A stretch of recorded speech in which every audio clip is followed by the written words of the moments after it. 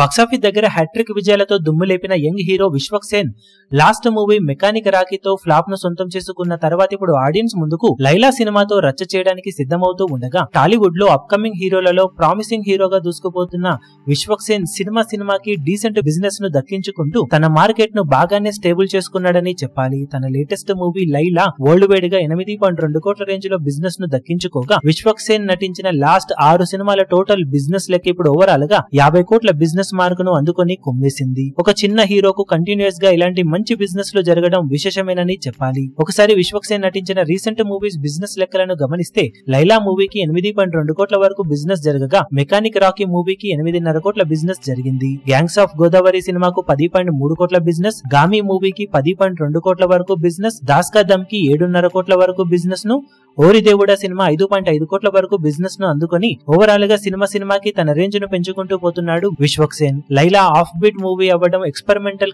Touch కూడా ఉండటంతో business కొంచెం తక్కువగానే జరగగా డిజాస్టర్ తర్వాత వస్తున్న సినిమా కాబట్టి బాక్సాఫీస్ దగ్గర ఎలాంటి ఓపెనింగ్స్ ని సొంతం చేసుకుంటుంది అన్నది ఆసక్తికరంగా మారింది. ఇన్సైడ్ రిపోర్ట్స్ పర్వాలేదు, బాగుంది అనిపించే విధంగా ఉందని రిపోర్ట్స్ వస్తూ ఉన్న నేపథ్యంలో రిలీజ్ అయిన తర్వాత టాక్ పాజిటివ్ గా ఉంటే డీసెంట్ ఓపెనింగ్స్ ని సొంతం చేసుకుని జోరు చూపించడానికి అవకాశం ఎంతైనా ఉందని చెప్పాలి. ఇప్పుడు ఈ వీడియో మీకు నచ్చినట్లయితే లైక్ చేయండి, షేర్ చేయండి, ఛానల్ ను సబ్స్క్రైబ్ చేయడం మాత్రం మరవకండి. ఏ చిన్న అప్డేట్ ను మిస్ అవ్వకూడదు అనుకుంటే బెల్ ఐకాన్ ను ప్రెస్ చేయండి.